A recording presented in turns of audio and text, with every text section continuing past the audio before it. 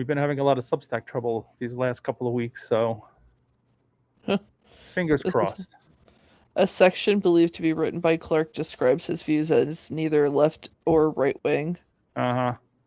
He said Meanwhile, that they had Nazi stuff, so fuck that. yeah, We yeah. know exactly who they are. He claimed to align ideologically with Hitler. Well, Hitler was on the right, so Yeah, exactly. And the Republican Party's swarming with fucking Nazis, so we know exactly who he is.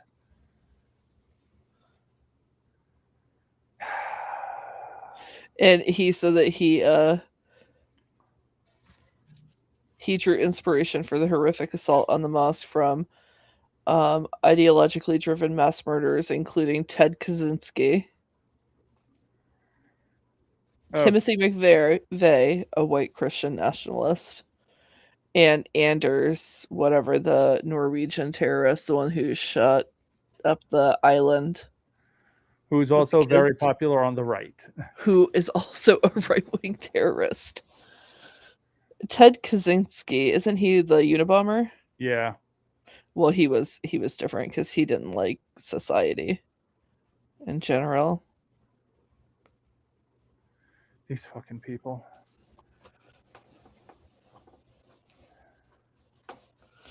Sorry, Okay. if you put Nazi logos on your weapons and your gas can that you were planning on burning down a mosque with, and you hate Muslims and blah blah blah blah blah, we can pretty much tell who you are. Yeah, exactly. Saying I'm not that you know what that is? It's like I'm not a Republican, I'm a Tea Partier. Okay, buddy, we got you. I know, for real. Okay, I'm let me not on the right. I'm a Nazi. Okay. let me find our live feed so I can talk to my peoples. There you are. Good morning. Hello, everybody. Good Sorry, morning, guys. morning.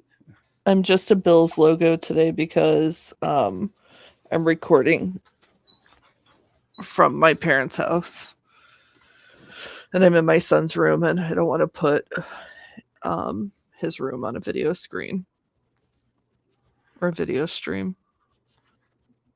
And then Ogre told me that I could do a background, but at this point I'd already committed to not being on camera. So So you just have my mostly obscured face to look at today. that's okay. It's a pretty face. Alrighty, let's look. No, that's Restream. I don't want you. Damn. Ah, here we go. Let's see. Oh yeah, let me put it on recording. Fighting for my life today. Hey, when you're in here, guys, don't forget to hit the little heart button. It just helps, well, to be honest, we're not really sure what it does. We think it lets other people know that the stream is live, so. Hey, I told you not to come in here that I'm recording from 12 to 1, so you go back out there, please. I know. I was wondering how you're going to keep him out of his room for an hour. It's gonna be hard. I'll bet. I'm waiting to hear, but this is my room. Probably soon. So boring in here. Well, you literally have my phone. It's just white. Hi, Nathan. I'm gonna go back out. You're gonna go back out there? Too boring in here. Okay. Way too Bye, baby. Okay. We're gonna give it like 2 more minutes, guys, and then we're gonna start. Very funny. I'm going to play that every time he comes in. Yeah, he's back in right now. Nathan, you cannot be in here.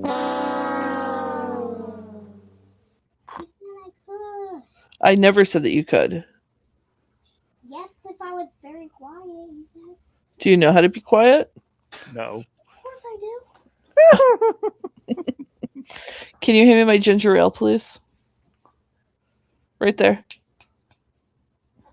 This is ginger ale. It is ginger ale, yeah. Really? Because I like it at public better than this. Yeah, well, I'm sorry. Anyways, I'm getting. You gotta freaking me. Okay, well, you're not being quiet. You're talking. What do you expect when I got it? What did you expect? Now, look. Oh, now I have to watch a stupid ad again. Yeah, Jordan doesn't get the concept of being quiet either. You say, Jordan, you have to be quiet. Okay, I'm going to be quiet. And then he spells quiet. And then he goes through a whole routine about how he's being quiet. And it's like, oh my God, Jordan, be quiet. Jordan, stop talking. Okay, I'm going to close my mouth now. My mouth is closed. It's like, oh, Jordan. And then he continues to talk for like another 10 minutes about how he's being quiet. Yeah, it's my life. It's like, the joys of neurodiversity. It really is a concept they can't master, I think. Nope. And then, he'll get upset because we're like, Jordan, you really do have to be quiet. Then he'll get upset and then he'll be twice as loud that he's being quiet. And then it's like, Jordan, it's like, Jordan, I need you to go into your room, sweetie. And then he'll go in his room and shout at the top of his lungs that he's did it. He's in his room and he's being quiet and he's yelling at the top of his lungs. Yeah. Mine is a little bit more unpleasant than that when I get into the conflict. Let's see. Whoops. Oh, I hate it when the notes don't come up correctly when I do a split screen. Screw it. Masking just isn't working. I just have to use this to block my lower half of my face. Yeah, that mask looked really uncomfortable. It is. They're so annoying. Well, they're annoying when I'm wearing them indoors with headphones and glasses. Yeah. That's a good thing about not having my camera on. I don't have to wear one.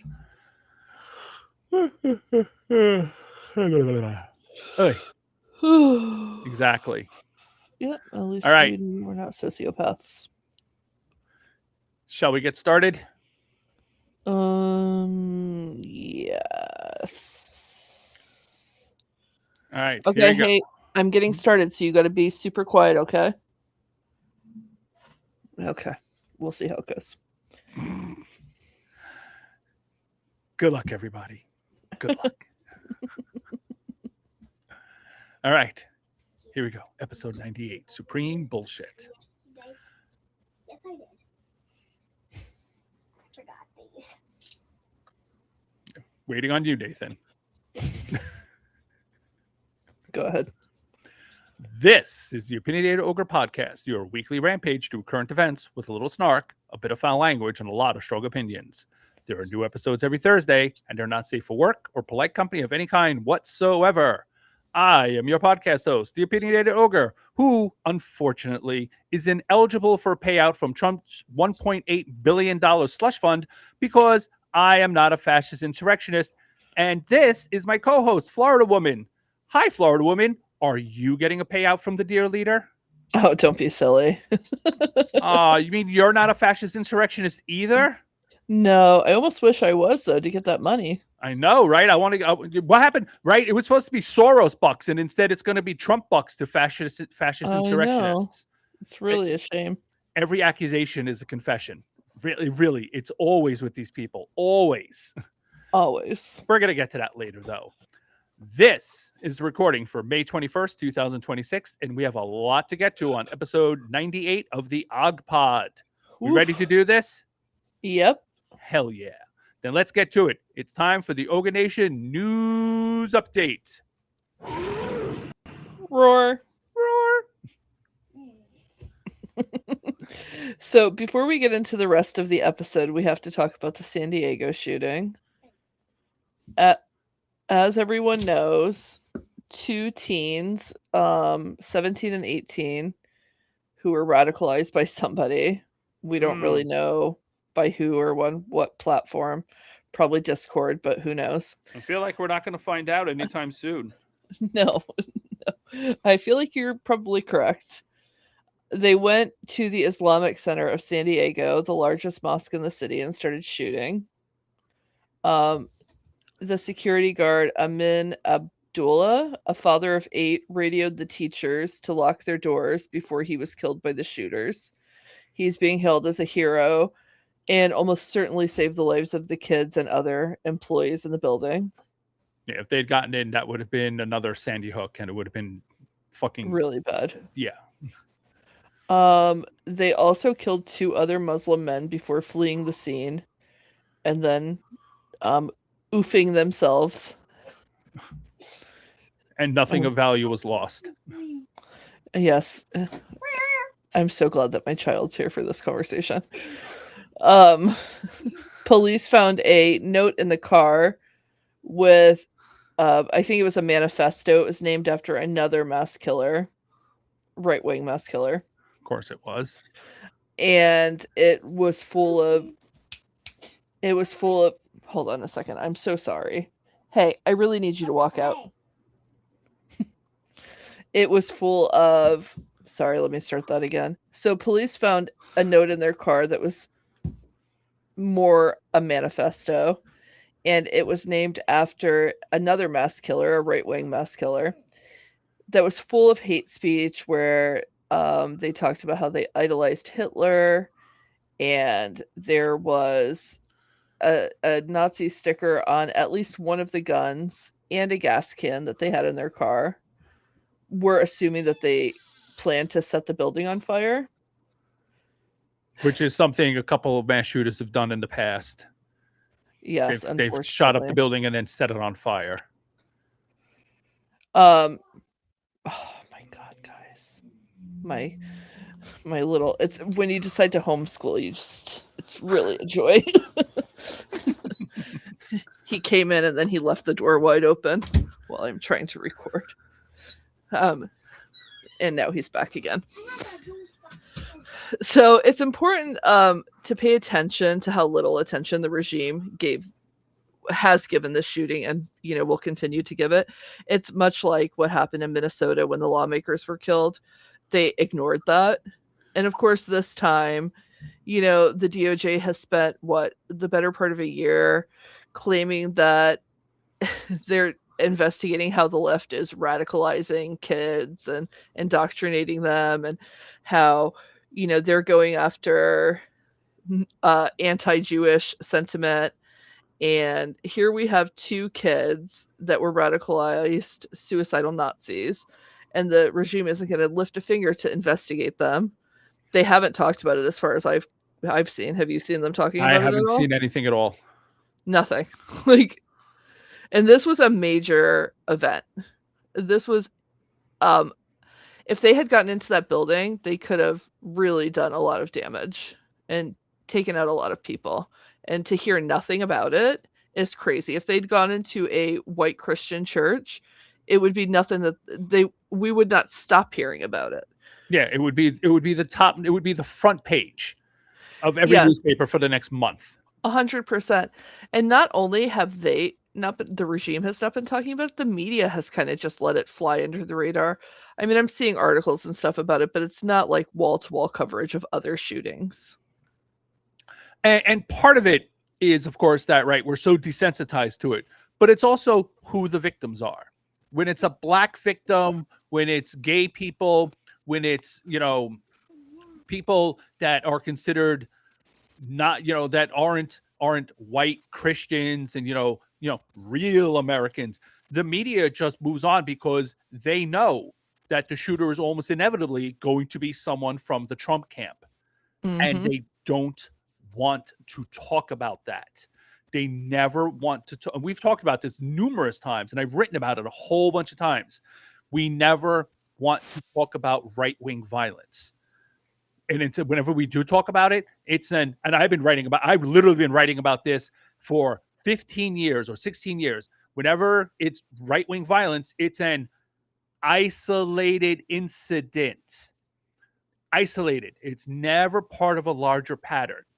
Whenever it's violence from the left, all of us are guilty. We all have to be Right. accountable. It's because of our violent rhetoric and blah blah blah, and it's because we say this, because we say that.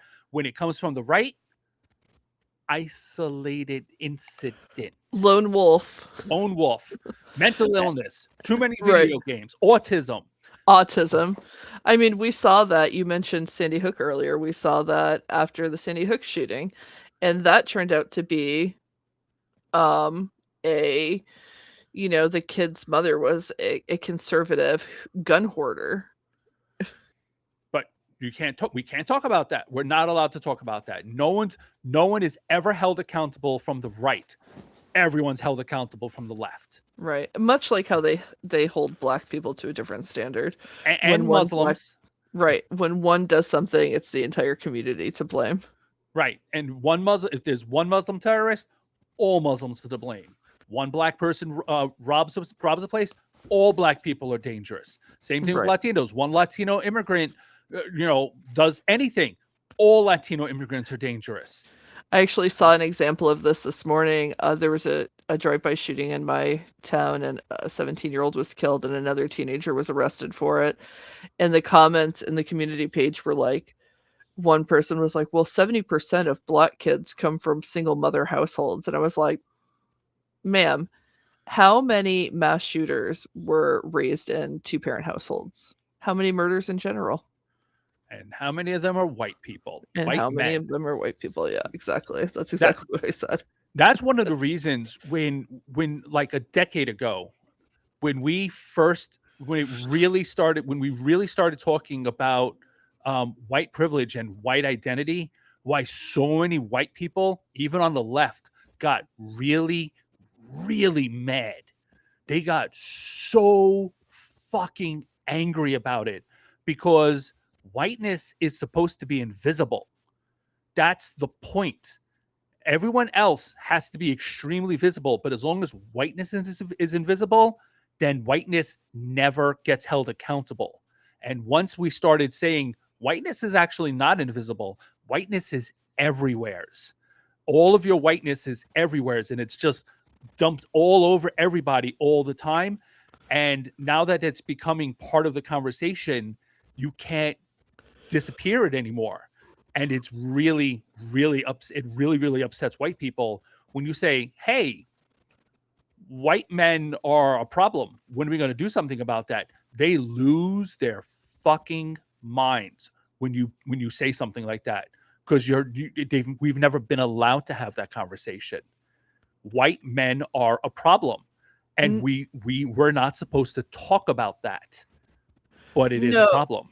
Right. And, we did see this. I've talked about this before on the show. We saw this during the Obama administration when I believe the FBI put out a report that showed that, like, domestic terrorism on the right was rising, that it was a rising threat. And it was very, very concerning. This report was really huge, and they buried the report. They were forced to retract it. Yeah, the Obama administration was forced to, essentially bury it, and it ruined that agent's career. And he's talked about it over the years, but this was predicted 20 years ago. And it wasn't even specifically about white people. No, it wasn't. It was just about But of course, extremism. when you talk about right-wing extremism, you are talking mostly about white men. Absolutely. Which, of course, that's why we can't talk about it. So can't talk about Bruno. All right. Let us move on to the rest of our main topics for today. The Virginia SCOTUS ruling. Ugh. To the shock of absolutely no one, the most corrupt Supreme Court in history did not overrule the Virginia Supreme Court to allow Democrats to move ahead with a map that the people of Virginia voted for. Weird. Yeah, I know. It's so strange. The Virginia Supreme Court used a procedural excuse to strike down this map and overrule the will of the voters. And surprise, the majority of those justices were put there by Republicans. Oh, so weird. I know. It's so odd.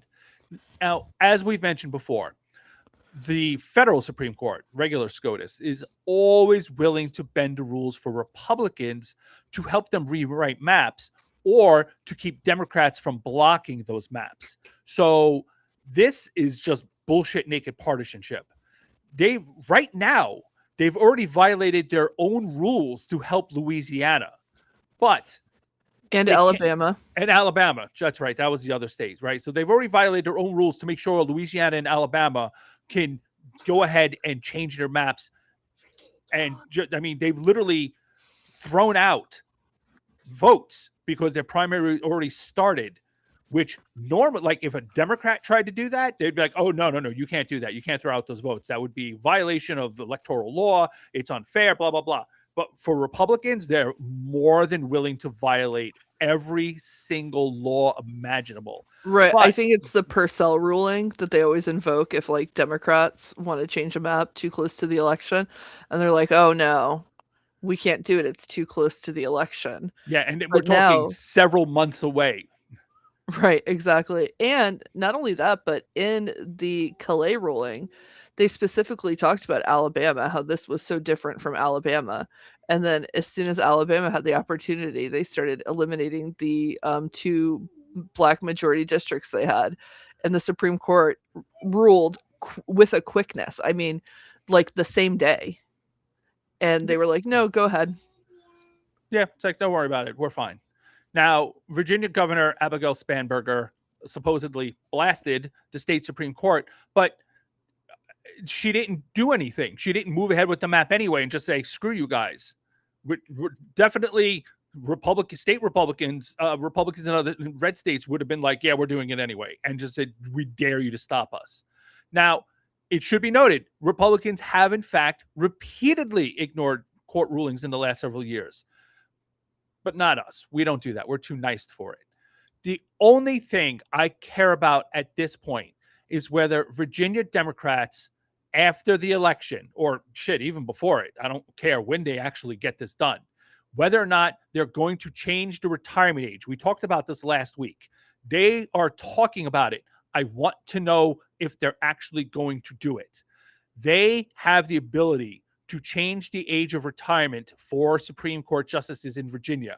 They can lower it to whatever age it would be, 60, 55, whatever, and remove every single one of these justices and then put in an entire new Supreme Court and then get the ruling that they want. And if they're not willing to do that, they are not serious about fixing this problem because our Virginia Supreme Court here in my state are clearly corrupt. They are not ruling above board. So They have to Absolutely. fucking go. Not only that, but it's just so infuriating to see what the Supreme Court has done over the last, 5 years. And if Democrats don't seriously take Supreme Court reform into consideration, it's like, well, what is the point?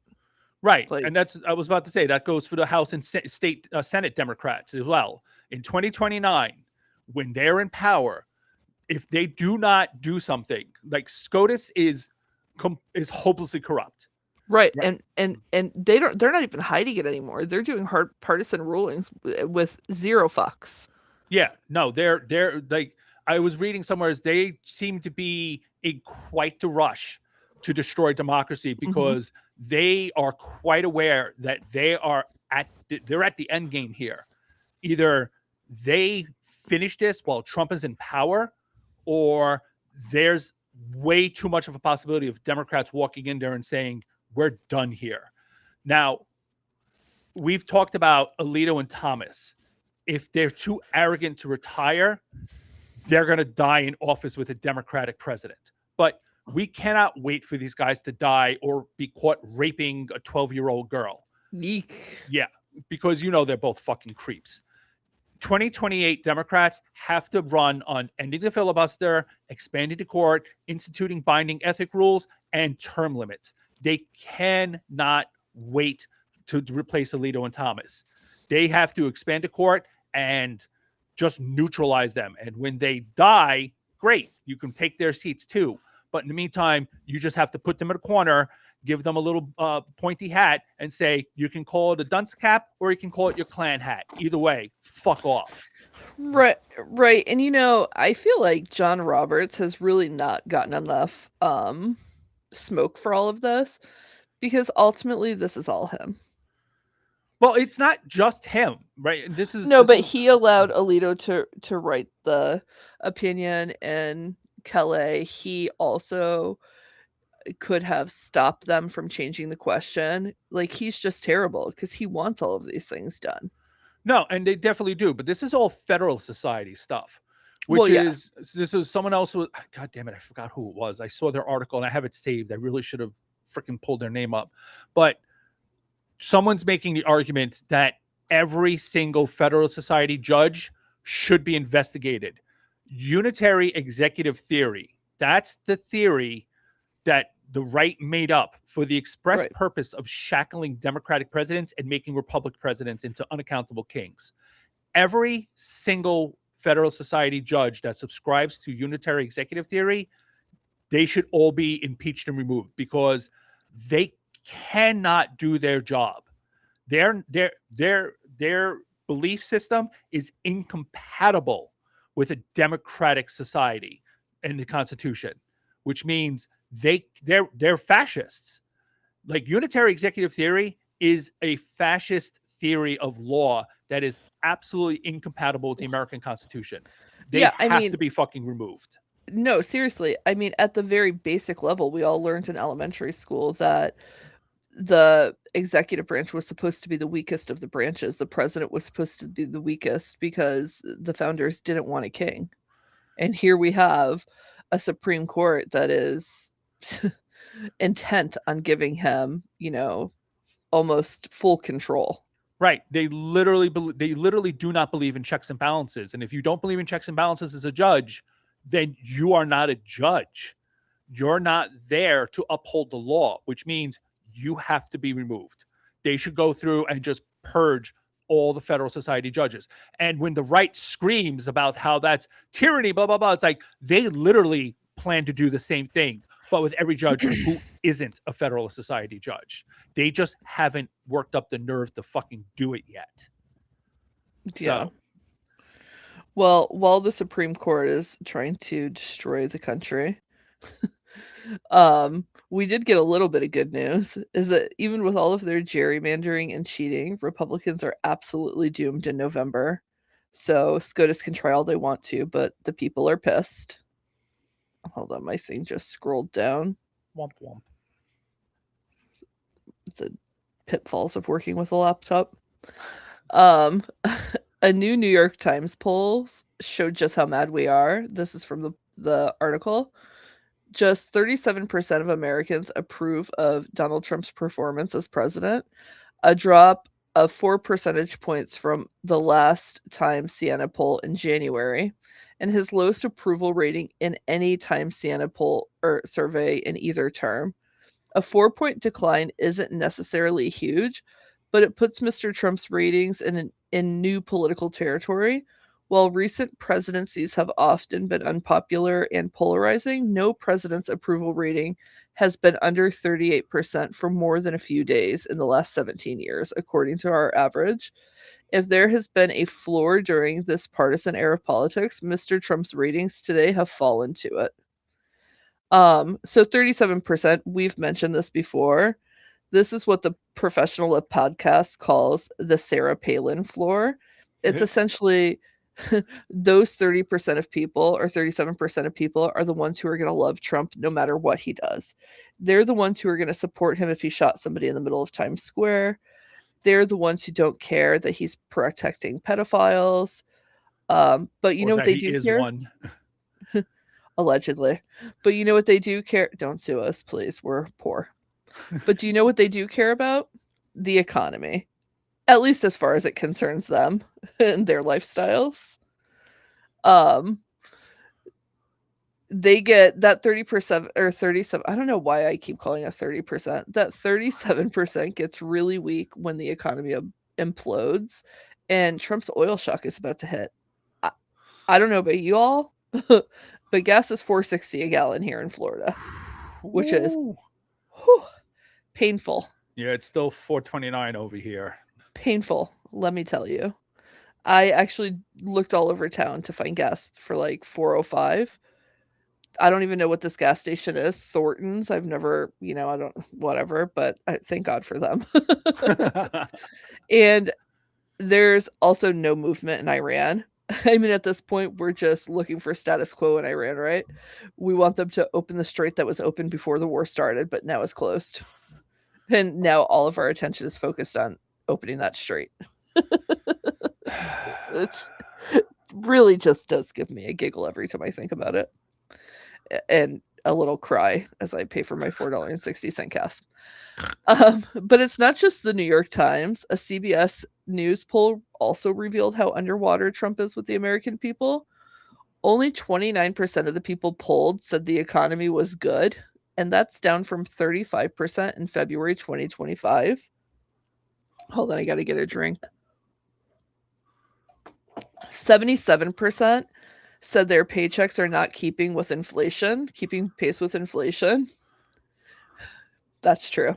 I can. Let me just tell you that every year I get really excited to go to this farm. I've shown you pictures.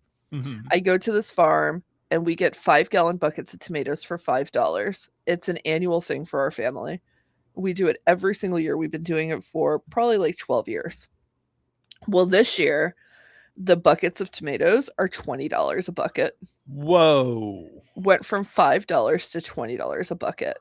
Now, of course, some of that has to do with the freeze in Florida. We had a really bad freeze this winter. Mhm. But what is really high? Fertilizer.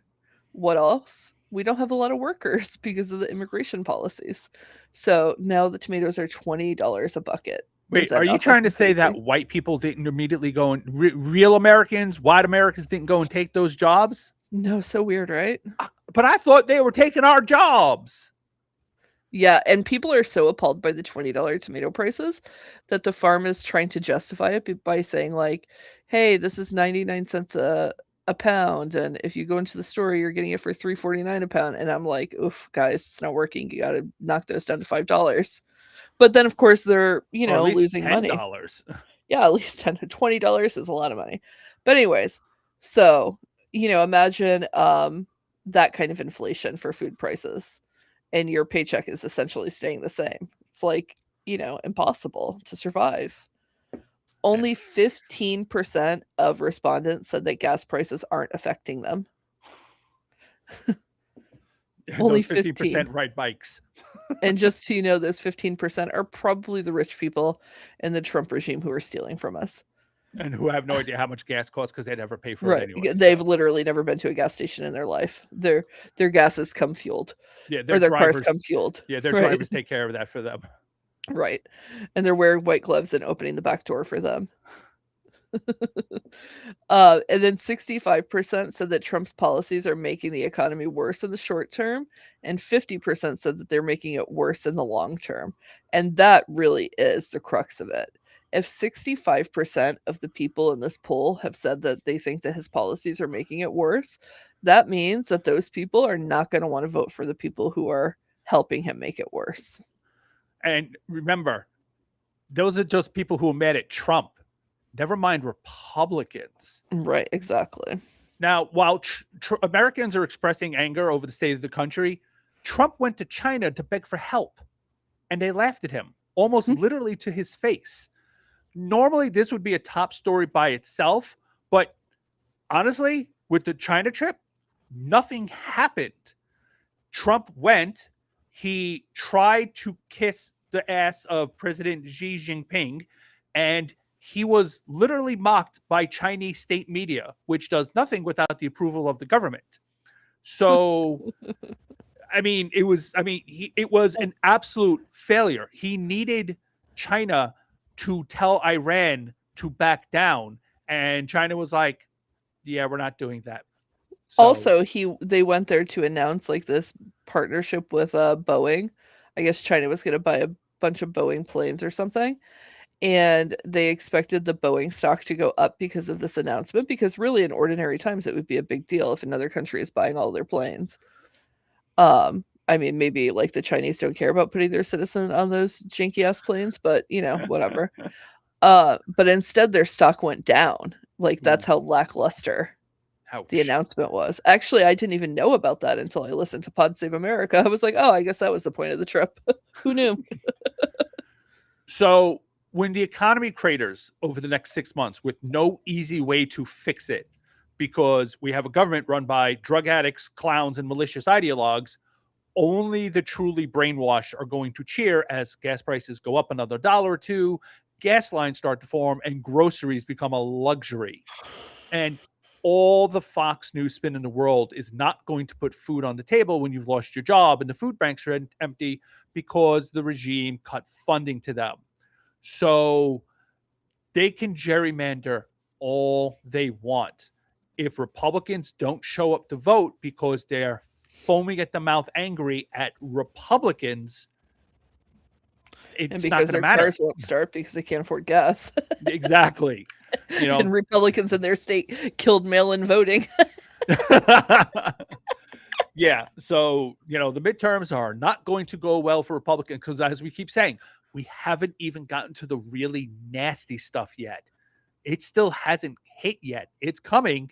And when it does, they're not going to blame the trans kids playing sports. They're not going to blame the immigrants, and they're not going to blame, feminists. They're going to blame Trump and the Republicans, and they're just going to stay home. Meanwhile, we're all going to be blaming the same people and being really, really fucking angry and motivated to go vote against them. So it's the worst of both worlds for Republicans, and there's not much they can do about it because they shit the bed, and it's too late for them to fix it now. Oh, is that my son in the background? Yep. I actually had to mute it because I had to get him out of the room, and he literally threw a fit, slamming the door. I was like, my sweet little boy. Now, another story that is not getting nearly enough coverage is Trump dropping his fake IRS suit, but announcing the creation of a $1.776 billion fund to pay his family, friends, and January 6ers who claimed they were unfairly targeted. Oh, arrested for committing crimes? Such a shame. Now, Republicans in Congress are like, oh, well, I don't know much about it. I have to hear more about it. There are some Republicans that are like, yeah, actually, I don't know about that. That sounds a little hinky to me, which was very surprising. But it is a rather large amount of money, and they're already facing a midterm election that's looking really bad for them. And a lot of people are very mad about Trump's corruption, and this is just open, blatant corruption. And there's a whole bunch of Democrats that are already like looking to slap lawsuits on it because what Trump is trying to do is make this sound like it's part of a settlement. And the news is trying to go along with that, but it's not. This is not part of a settlement at all. At all. Right? No, he's like, trying to at all. Yeah, he's trying to connect it to his fake IRS lawsuit, and so we can say, oh, it's a settlement. It's not. It's not connected to that at all. And that was the point of doing it, to create some kind of confusion. It's a deliberate fiction they created so the public won't look too hard at what they're doing. This is literally, he dropped the lawsuit and then he told the Department of Justice to make this a legal slush fund. And the Department of Justice said yes. Yeah, and it's also important to note that in the lawsuit, the judge had said the parties of the suit had to submit briefs by the 21st of this month to explain how the lawsuit wasn't Trump versus Trump, because he's the head of the fucking government and he's suing the government. Right. It's supposed to be in our court system. It's supposed to be an adversarial system. Right. So you can't just sue yourself and then win. Exactly. And then the whole reason that this could be funded at all was because the Department of Justice passed this policy, or somebody passed a law. Congress passed a law where they could sue and get, what was it, unlimited funds or something like that. Okay, if they were unfairly targeted. Okay, so what happened was every time someone would sue the government and they would win, Congress had to authorize the payout. Right. And it's a big fucking country. Lots of people sue the government. And even if a fraction of those people win, you're talking about hundreds, thousands of cases that Congress would have to take the time and Lots of pass paperwork. each individual. They'd have to pass a thing for each individual case. And they were like, this is taking too much fucking time. We can't spend all day doing this. It's a country of 300 million people. There has to be a better way. So they created this fund to take care of that. And they gave it to the Department of Justice to their discretion. If someone sues and they win, you pay them out of this fund.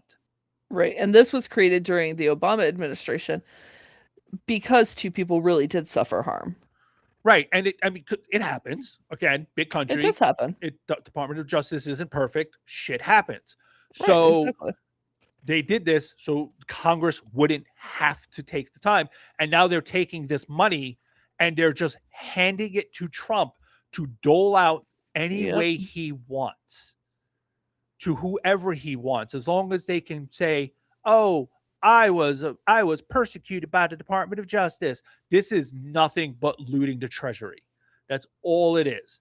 And of course, it's 1.776 because it's 1776, the Declaration of Independence, and the insurrectionists are like, oh yeah, we're declaring independence. We're gonna overthrow the government because blah blah blah, and all they were doing is trying to steal an election. So fuck these guys. Now it gets worse. Soon to be permanent Attorney General Todd Blanche. Maybe. Right now he's acting. He was following orders like a good little fucking fascist. He slipped into this whole agreement, into this whole the creation of this fund. One of the things he slipped in was a little piece of helpfulness for Trump. It was a get out of jail free forever card into the creation of the fund that says the IRS is forbidden for all eternity from auditing Trump and his family. It had as much legal authority as like a drunken frat boy saying, making a law. Yeah. It's like, I declare as the king of America that every woman in this bar has to give me their number. Right. Of course, the regime is full of drunken frat boys, so I guess. Yeah, it's hilariously insulting that they think this is going to be legally binding. So on January 21st, 2029, the Democratic president should have the IRS immediately begin an audit of the entire Trump family. And when the Supreme Court jumps up and down and says, you actually can't do that because the Attorney General said back in 2026 that, you can't do that for all eternity. It's like, yeah, no, we're doing it anyway because clearly they have a whole lot of stuff to hide. So much stuff to hide. So, and we need to make it clear just how illegal and bullshit all this is and corrupt it all is. The Daily Beast is reporting that the lawyers at the Department of Justice said Trump's case was garbage and should be dropped before Todd Blanche obeyed his master and illegally handed over about $1.8 billion of our taxpayer dollars. He knew the entire arrangement was legal garbage, but why would a man who wants to be the Attorney General care about the law? He's there to serve Donald Trump. Now, the dangerous part about this is that Trump now has almost $2 billion to hand out to violent terrorist groups with zero accountability and zero transparency. And Hungary is no longer funding American right-wing extremists.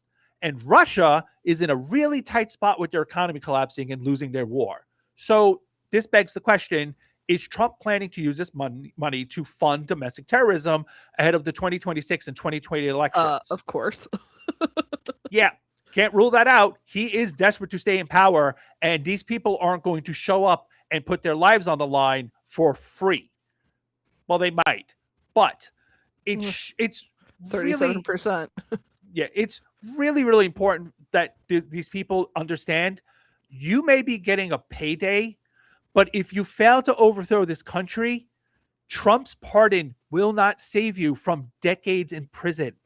We're still going to come for you. And you're going to need all of the money he gave you to pay for your lawyers because you're going to spend the rest of your lives in jail this time. There's not going to be another do-over. It's going to be state charges this time. And you're not going to have another fucking, what's his name? Polis? Yeah, you're not going to get another fucking commutation of your sentence by another fucking Polis. You're going to go to prison for a really, really long fucking time the next time you try to overthrow the country. That's if you don't just get shot in the fucking face by the National Guard. Just saying. All right. All this corruption is happening while we found out that Trump has been buying hundreds of millions of dollars in stocks and companies. He then went on to publicly boost, or that he had his regime go on to make favorable rulings on. Also, that he brought to Beijing with him. Yeah, exactly. This isn't even textbook corruption. This is cartoon corruption. This is so cartoonish. Like, he should have a little mustache going twirl, twirl, twirl, twirl, twirl. Like, if you went to someone and said, yeah, I want to put this in the textbook corruption, they'd be like, dude, that's fucking ridiculous. No one would actually do that. Come on, give me something realistic. No, this is like Agnew Spiro getting bags of cash in the White House. Yes. So Rachel Maddow did a whole segment about this on Monday. Or Spiro Agnew, sorry. Yeah, Spiro Agnew. Judd Legume of Popular Information on Substack, he pointed out this morning that CNN, CBS, PBS, NPR, and Fox haven't run a single story about this. These are the same media outlets that obsessed about Hunter Biden for a year or more. But now, direct proof of obscene presidential corruption that would have put anyone else in prison is somehow not worth reporting on. We just have other things to do. We're so busy. We can't do it right now. Do we have to talk about this? Come on, guys. I swear to fucking God, Republicans are not held to a lower standard. They're held to no standard at fucking all. At all. None whatsoever. So really quickly, I think we should, because I'm looking at the time, I think we should cut down the next segment to just the one about the little boy. All right. We're going to move on to nobody's favorite section. I scream, you scream, you all scream because of fucking ice.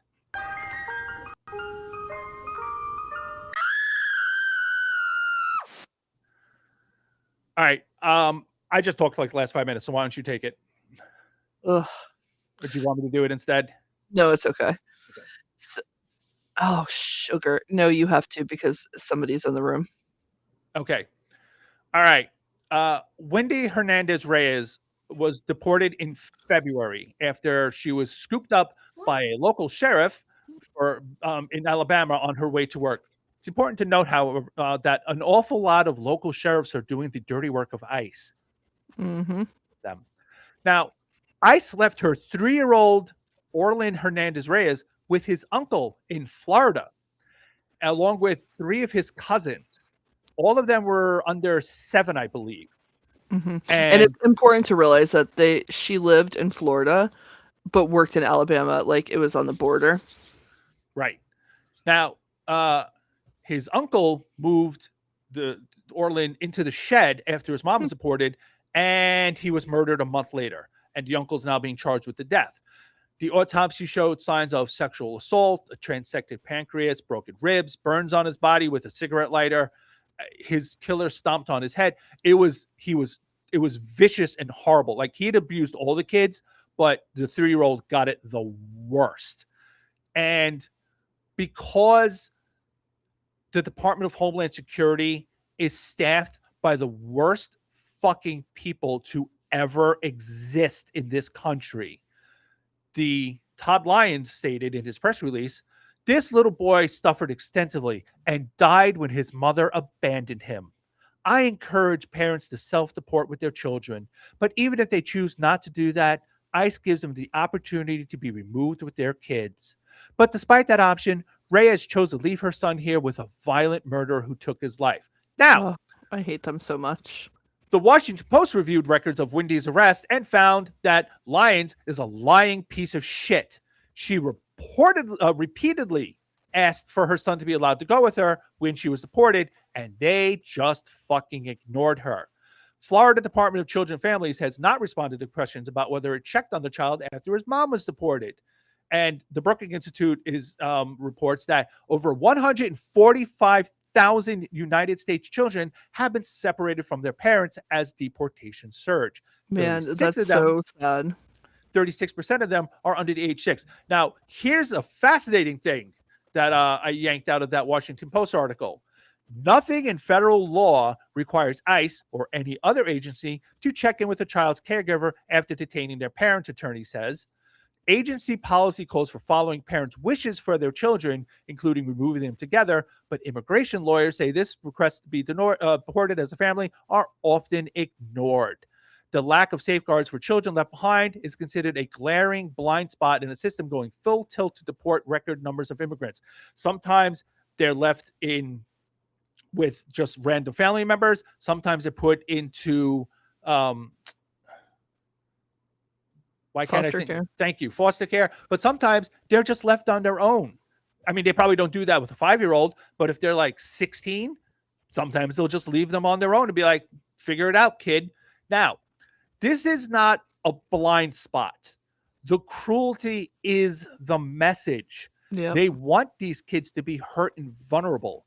Republicans are predators, and we still do not know how many children they lost during Trump's first regime or where they disappeared to. We will never know how extensive their human trafficking operation is, and they want migrants to know that if they come here, their children could be raped and murdered with the blessing of the regime.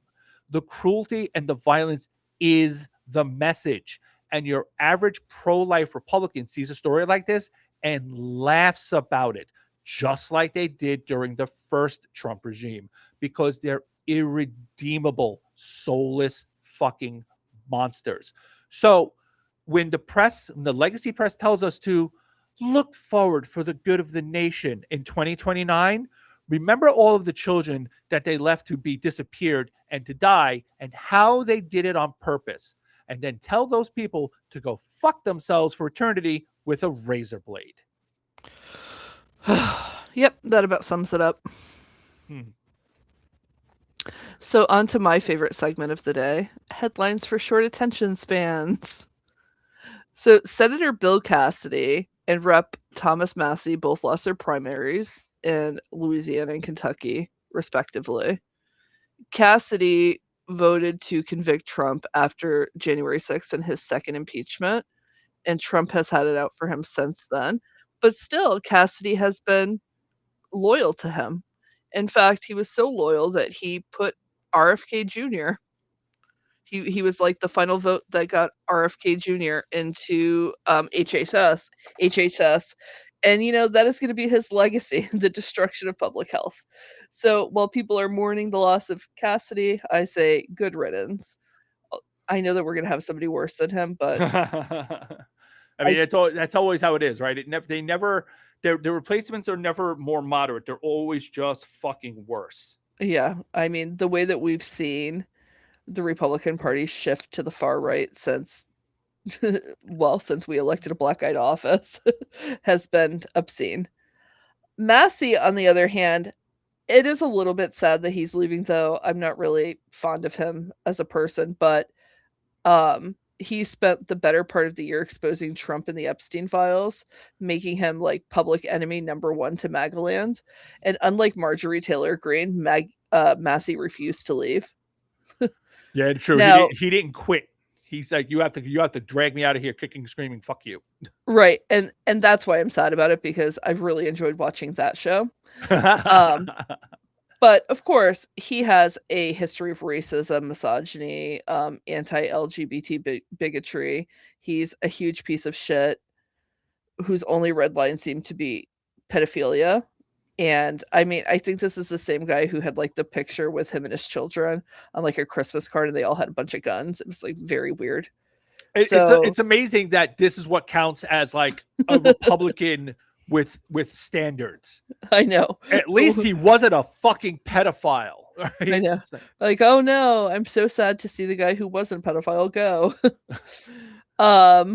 Now they do have several months left in office, and they're not exactly Trump fans now. They weren't before, and now they have a huge axe to grind. So it's going to be interesting to see if Cassidy specifically decides to throw a wrench in Trump's plans. Massey was kind of already doing it. So has Cassidy decided to grow some testicles? I guess we'll see.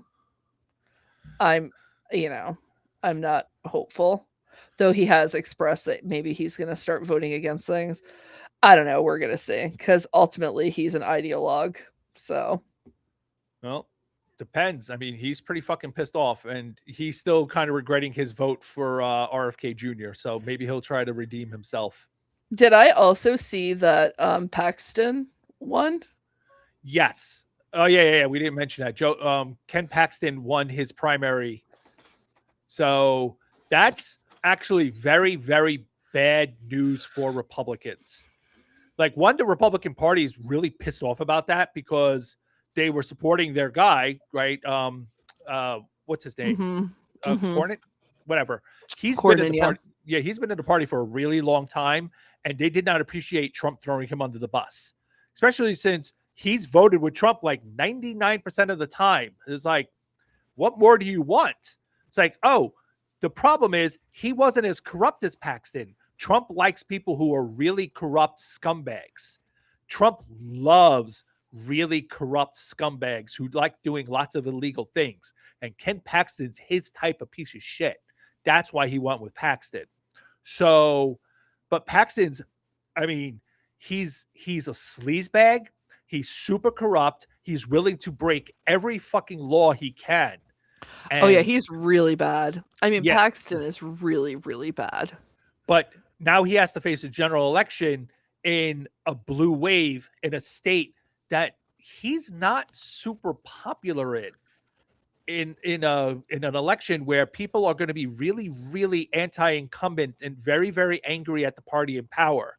Yeah, and I know that a lot of Democrats were angry when Jasmine Crockett didn't win the primary in Texas, but I do think it's important to point out that Tallarico is the candidate who will, I think, be able to get some of those moderate Republicans on his side, whereas Crockett was running on a platform that was fully like, fuck the GOP, which we support. Don't get us wrong. But if we're going to want to win the seat, like, I think that Tallarico is like the perfect person right now in this moment. Oh, sorry. That's true. Delana says Paxton hasn't won yet. He just got the endorsement from Trump, which is probably going to push him over the edge. Election is next Tuesday, so we'll be talking about this next week. So we'll talk about this next week. We'll just cut this part out and shove it in next week's episode. All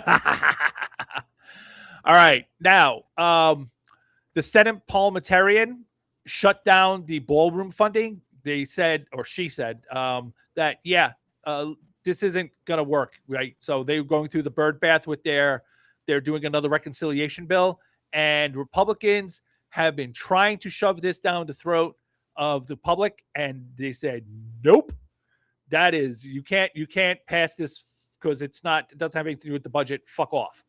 And that was on Saturday. So now it could be vetoed and they have to yank it out of the budget. So Trump is losing his fucking mind, and he's demanding John Thune fire Elizabeth McDonough, who is the Senate parliamentarian. He's not going to do that. Republicans have been dancing around that for a long time. And I know Trump is like ordering Thune to do that. Thune is not going to fire the Senate parliamentarian, and he's not going to ignore the Senate parliamentarian. And the reason he's not going to do that is the same reason that they don't get rid of the filibuster.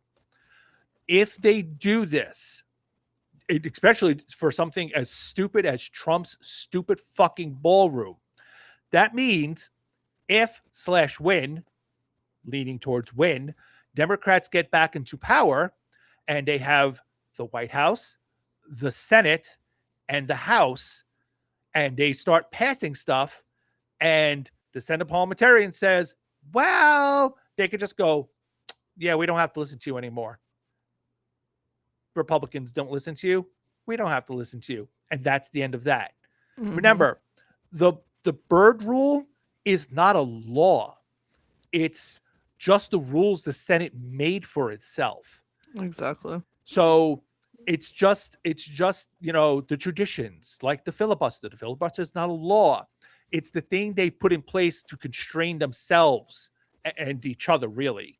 So if Republicans start stomping on this stuff, that leaves it open for Democrats, and they are still not convinced that Trump's going to get them over that finish line. And if Trump doesn't get them over that finish line, and Democrats walk in and say, well, you opened that door, now we can do whatever the fuck we want because you did. Thanks, guys. And then they can start passing all sorts of rules and laws that Republicans really, really don't want. So now, in case you're not keeping track, the J6 fund, right? Trump's little, slush fund. Okay, not that little. And the ballroom demand, $1 billion. That equals $2.776 billion of our tax money that they want to spend on Trump vanity projects. They have all the money in the world to spend on Trump vanity projects while whining and crying that there's no money for food assistance or health care or daycare. We can't pay for any of that stuff. But boy, could we have unlimited funds to build stuff that Trump wants and to give out money to his little militia friends. So they're just telling us exactly what their priorities are, and their priorities are not us. Yeah, and have you also heard that now he seems to want to invade Cuba? What? No way. Speaking of, Trump is in fact laying the groundwork to invade Cuba with this new drone threat. There's a drone threat from Cuba. Yes. So Cuba now has allegedly 300 drones, and they're ready to attack Guantanamo Bay and Key West in Florida, which Right. is like, and Axios has been delivering this news, and it's like, you know what? Even if Cuba does have these drones, this is missile crisis hysteria, and it's all bullshit. And the reason we know it's bullshit. Go ahead. Well, also in the Axios piece, buried in it, it laid out the fact that it was for retaliatory purposes. And that's the thing, right? Even if they decide, even Cuba was like, yes, we have these drones. Now we shall wage war against the United. No, they're not. Are you fucking kidding me? What is Cuba going to do to the United States? It would be suicide for Cuba to go to war against the United States. And everyone, including Cuba, knows it. Cuba is, let me try this again. Iran did not start a war with the United States because they knew it would be really, really bad for Iran to start a war with the United States. Now, Iran is winning the war, but it's coming at a huge fucking cost for them. They're going to come out better for it in the end, but holy shit, is it causing them no amount of suffering. Now, the regime is like, they don't really care about their people, but they don't actively despise their people where they want them all to die and suffer. If they could have gotten what they wanted without blowing up half their country, they would do it. They don't really want to have their country turned into a pile of rubble, even if they come out ahead. They're terrible. They're not that fucking terrible, one would hope. But Cuba is a little tiny island. It is not Iran. They can't beat us back. They can't withstand a constant bombardment. We can invade that island and overrun it in hours if we felt like it. It's small enough for us to actually do that. Right, and they're literally 90 miles away from Florida. Right. There's not even a question of, do we have the supply lines? It's like, yeah, we don't have to worry about that. And you know what's in Florida? CENTCOM. So yeah, they can literally order out food from Florida and have it delivered. So yeah.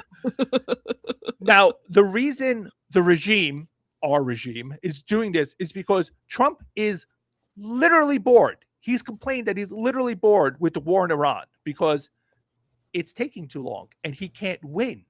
So he's pissed off and we've lost. We have lost there. We cannot win. The best we can hope for is a negotiated settlement that we don't lose too much. Right, like we talked about before, we started a war and now we're just trying to get back to status quo. Right, and even that is losing for us. So yeah, because now Iran knows, oh, hey, I can make them hurt. And now they can charge money for Yep. the Strait of Hormuz. If they want, they can just rake in the money and they can make sure everyone knows, if you fuck with us, we will shut down the strait again and you cannot stop us from doing it. So do not fuck with us, which is a huge win for them. Trump did a great job of making Iran great again. Exactly. Good job. So, but Trump's really mad about this, and he's really bored with it because he has the attention span of a brain damaged goldfish, and he wants an easy TV ready win. So now he's looking at Cuba.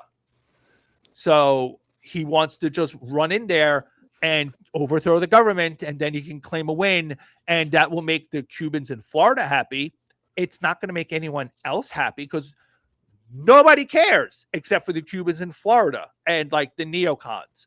So it'll be just another war, a whole bunch of people dying, and then we're going to be responsible for another fucking country. And we're already blockading like oil to their country. And people are dying already. It's just like, which is surprising that it's not getting more attention. What we're already doing to fucking Cuba. Well, it's because they don't want to talk about it. The press doesn't want to talk about it because they don't want to seem sympathetic towards a country that doesn't do anything to us. Like, not for nothing, Cuba hasn't been a threat to us since ever. So the fact that we've been crushing them economically longer than I've been alive is something that the press really doesn't want to talk about. Right. And when Obama opened up Cuba for travel, and actually, you know, we started normalizing our relationship with them, the right went fucking nuts. It's kind of like the right support of the far-right Israeli government. Like, if you ask them why they're so crazy, they can never really give you an answer. Like, they're just conditioned to hate Cuba. Yeah, exactly. It's like, why? Communism. You love Russia. What? Since when do you hate communism? You suck on Russia. You suck on Putin's ball sack all day long. Since when do you hate communism?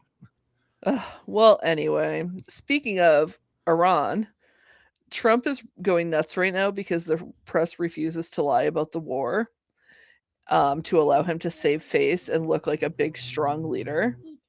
Hey, yes, he is crazy, but I don't need any commentary, little one. He's now calling everyone who reports the truth about Iran a traitor and posted an insane rant on his money-losing blog. He's super crazy. Okay, shh. We'll leave that part in, though. In this really crazy post on the 18th, he said, if Iran surrenders, admits their navy is gone, and resting at the bottom of the sea, and their air force is no longer with us, and if their entire military walks out of Tehran, weapons dropped and hands held high, each shouting, quote, I surrender, while wildly waving the representative white flag, and if their entire remaining leadership signs all necessary documents of surrender and admit their defeat to the great power and force of the magnificent USA, the failing New York Times, the China Street Journal, Wall Street Journal, ! Corrupt and irrelevant CNN, and all other members of the fake news media will headline that Iran had a masterful and brilliant victory over the United States of America. It wasn't even close. The Democrats and the media have totally lost their way. They've gone absolutely crazy. President DJT. Can you believe? He lost his mind and then he jumped and then he got hit by a car. Okay. Oh my God. Thank you, Nathan. Thanks, Nathan. I'm sorry. The Secret Service is going to have to come investigate you now. Yeah, right. I mean, add it to the list. Uh, I can't believe I read that in one thing really well too. Of course, that's the reverse of what's actually happening. We've been losing the entire time, and the regime has been in front of the cameras every single day, insisting that we've already won the greatest military victory in American history. It's like George W. Bush with the mission accomplished flag on the ship, but worse. I'm surprised he hasn't done that yet, I'm surprised he hasn't found that same banner and just hung it in front of the White House. and just hung it in front of the White House, maybe where the East Wing used to be. All right, let's wrap this up with some good news. The Supreme Court took a break from fucking us to actually uphold the Constitution. I know, What? it's amazing. It's insane. Back when we had a real president, Joe Biden and the Democrats passed the Inflation Reduction Act, which actually did its job, reducing inflation. That bill allowed Medicare to negotiate prices with pharmaceutical companies, to negotiate prices and lower them, something that every other industrialization does, which is why drugs cost next to nothing in every other industrialized nation.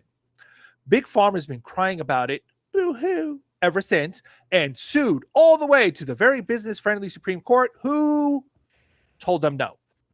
And this might be a case of the Republicans on the court protecting the GOP in an election year, because reversing that would absolutely enrage boomers, and they would blame the GOP. So best to leave that in place, at least until there's a Democratic president in office. Right. And then suddenly the unitary executive is going to be, It's like, actually, you don't have the authority to do that. We changed our mind from a couple of years ago. Completely contradicting previous precedents without a second thought. Their own precedent, too. Right, exactly. Well, in other news, Trump's big, massive white nationalist prayer festival was a complete and utter dud. The regime promised a horde of rabid Christo-fascists to swarm the Capitol. Oh, blah, blah, blah, blah, blah. The regime promised a horde. I can read Trump fine, but I can't read your handwriting apparently. Which we should really think about hard. The regime promised a horde of rabid Christo-fascists to swarm the Capitol, and I don't know, whatever, Jesus or something. I don't know, who knows. They promoted Sunday's weird rally. Both Trump and his administration regime promoted the weird rally, and they expected like 80,000 people to show up, but only like a couple thousand could muster up the energy. I guess the seats weren't even filled. Not even close. Is hilarious to me. Not only did people not show up, but neither did Trump. He was off doing whatever a pedophile protector does on the weekends. Well, he was playing golf in Virginia, so he wasn't actually far away. He just didn't want to go. Yeah. It's like playing golf, eating cheeseburgers, sitting on his gold toilet. Who knows? And instead of being there in person, he sent a video of himself. And the best part was that it wasn't even like a new video. It was the same one that he sent to a different group of religious zealots last month when they were doing some kind of like Bible reading marathon. Yeah, he's really finding good ways to suck up to the religious people by not showing up in person. Mm-hmm. And do you know what this reminded me of? It reminded me of when all of the people came out for his inauguration, the second inauguration, and they found out that it was like indoors and they weren't going to get to see it. Suckers. And it wasn't just Trump. Vance, Rubio, and Tulsi Gabbard also sent in videos showing, instead of showing up for themselves. They did get to suffer through a speech by Keg's Breath, though. And also, Mike Johnson took a break from monitoring his kids' porn usage. Hi, Nathan. Yeah, to attend. Exactly. All in all, the white nationalist prayer rally was a big old bust, and I guess we should just be happy that they didn't decide to attack the Capitol when they were done. Oh my God. All right, let us move on to self-care of the week. Florida woman, what did you do? Can you just hold on 1 second so I can get him out of here before I talk about this? Okay, go for it.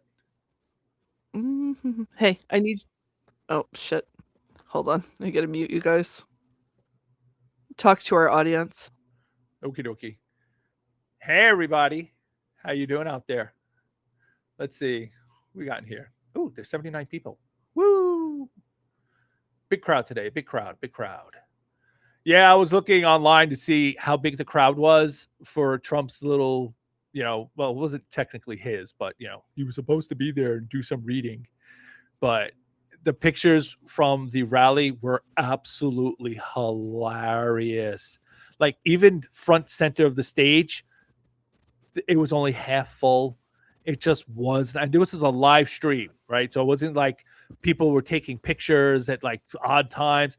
While the recording of Trump was playing, it was barely half full, not even half full. And it was just embarrassing.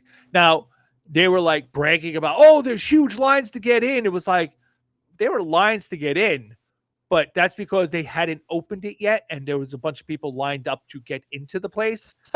And if you have a few thousand people lined up, then yeah, you have a long line. But if you're expecting 80,000 people, having like 4,000 people show up, not that big of a deal. It's funny. It's just like one of his inaugurations. I'm telling you, that first inauguration was, woo boy. Dead. Yep, and I was there for that one. Ugh. I have pictures to prove it. It was dead as fuck. I was watching the National Mall feed. The only thing I remember about that was Sean Spicer coming out the next day, and it became the SNL treat. It was the largest. It was the largest inauguration crowd ever. Period. It was like, yeah, man. No. Well, anyway, now that my child is out of the room, we can do our self-care of the week. So I kind of had a crappy weekend. Nathan had a really rough day on Saturday. I don't know if his meds weren't working or he was just like hulking past them. I'm not sure, but he beat the shit out of me. Eek. Like I had to put him in a hold so he wouldn't hurt himself just with his like rage. And I have noticed that number one, he seems more aggressive on his new med, so I'll have to figure that out. But number two, it's been really hard to find parents who relate to this. Like really hard. Even other special needs parents kind of act like superior, which I found odd.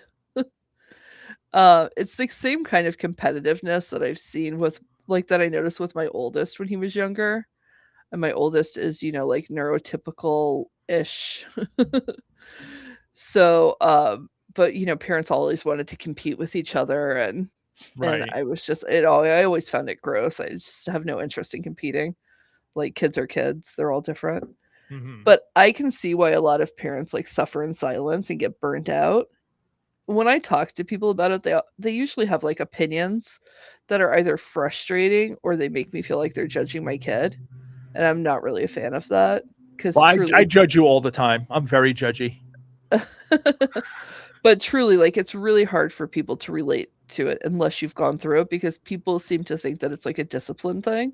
And it has nothing to do with a discipline problem. Like he literally just can't control his meltdowns. And he doesn't have them often like that, thank God, but when he does, it's very draining because as his mom, I can't just like, beat him. Right. And that wouldn't work anyway. It wouldn't work anyways because he'd be like, "Oh, we're fighting." Yeah, Mrs. Ogre's mother, my mother-in-law she still doesn't really believe that when Jordan was younger, he had a lot of meltdowns because he was younger. And she just didn't really believe that was a thing, that he just needed more discipline or he just needed to be more strict with him, blah, blah, blah. And it was like, that's not how that works. And Right. her father, my father-in-law, because her parents are divorced, he didn't really understand it either until he saw it. when Jordan was about 5 years old, when he saw, maybe 6, and when he saw Jordan have a real meltdown, like a full-blown meltdown, and because you know what a meltdown is. It's not Yeah. a temper tantrum, right? It's not the same No. thing as a temper tantrum. A meltdown is just a complete loss of control. And we were holding Jordan, and his meltdowns weren't violent. Like, he didn't get violent with his meltdowns, thank God, because he was such a big kid. Yeah. But when they saw him melting down, and they sat there and they didn't know what to do because they had never experienced it before. But that's when they saw it, that's when they understood that, oh, so this is what it's like. So that's when they really understood that Jordan was not just a normal kid and he wasn't going to grow out of it, that he was different, that he was neural atypical. And then they changed how they started to deal with him, like radically changed. And Jordan loves them because they deal with him how he needs to be dealt with. Right. I love that. Her mother, didn't matter. She saw it. She saw the meltdowns. She didn't care. She just never understood it. And that's why Jordan hates her. Like, Yeah. he does not like to be around her because she doesn't treat him the way he needs to be treated. Yeah, it's just so bizarre to me to see other parents, especially like, I've talked about this before. My son is very smart. Like, I've heard him. It's yeah, spooky. very smart. I mean, we were talking about, I told you this yesterday. We were talking about the Civil War yesterday, and I said, hey, what was the reason for the start of the Civil War? And he's 7 years old. And he said, oh, it was slavery. And I said, okay, well, why was it slavery? He goes, well, it's slavery for economic reasons. He's like, 4 million slaves contributed $3.5 billion to the economy. So the South didn't want to give up the slaves. And he said it just like that. And I was like, what the fuck? Yeah, even I don't know that. I don't know the numbers off the top of my head. and I had to look up the numbers, and I was like, oh my God, he's right. That's so weird. So it's really hard for me, because a lot of people think that he's just being bad.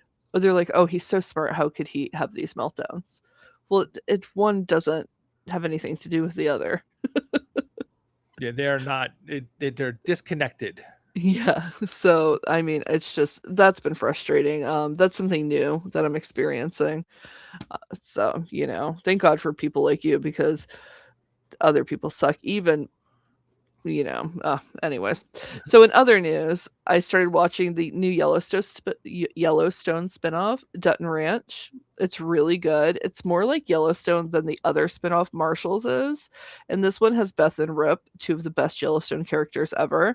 So if any of our listeners watched Yellowstone, I highly recommend this. It's very good. Yeah, Mrs. Ogre hasn't gotten to the Yellowstone stuff yet, so Oh my God, I she'll will be let her so know. addicted. She has to watch Yellowstone for. Well, there's actually there's a prequel, isn't there? There's 2 prequels, and then there's Yellowstone, and then there's 2 spinoffs. So if I were going to do it all over again, I would watch the 2 prequels first and then Yellowstone, just so you know who everybody is. All right. Now, I was struggling a bit this week after talking to my therapist last Tuesday. We agreed to do sessions every 2 weeks, which made me really nervous. And I guess I had a bit of a relapse, sort of, but not exactly. I didn't sink into depression, or I didn't get consumed by anxiety. But I did start to think a lot about what it would be like when Lila was gone, because she's leaving for college in August, which is less than 3 months at this point. And I got really, really sad. But it was regular sad, not all-consuming sad. And being that kind of sad was good in its own weird way. But Mrs. Ogre and I hung out with Claudia Saturday night, and that made me feel better. And then on Sunday, I exploded the Dungeons and Dragons group's brains because we had a really good session, and I felt a whole lot better by Sunday night. So doing normal things with other people was my self-care. Like, other That's people good. is my self-care. So And yeah, I think a lot about the loneliness epidemic and how people really need to find friends to be with in the real world. And a lot of what is happening in this country would just stop if we did that. So, Yeah, I I don't know if this will make you feel better, but you do get used to them being gone. Like, my oldest has been in college for 3 years now. And the first 2 years he came home during the summer, he came home during his breaks. And then this year was the first year where he's actually like been gone because he got his own apartment and he lives about 45 minutes away from us. And you kind of get used to them not being there. I mean, you'll have days where you're like, "Oh my god, I miss them so much." But you know what the good thing about that is that you're a grown up with resources and you can just drive there. Like I was telling my oldest last night, I said, "Hey, your brother misses you. We need to have dinner." And fortunately, my son works in the same town that your dad lives in, which is a halfway point between where he lives and me. So I can just drive across the bridge and then have dinner with him, and then that's good. And he's there, yeah. and he's in that town every weekend because he works both days. So Yeah, I'm wondering, like, I figure Lila's going to want to get her own apartment as soon as humanly possible, but will she have the money to do that? I I don't highly know. recommend waiting until like junior year. I think the 2 years in the dorms is really good because when they move into their own apartment, they're kind of out of the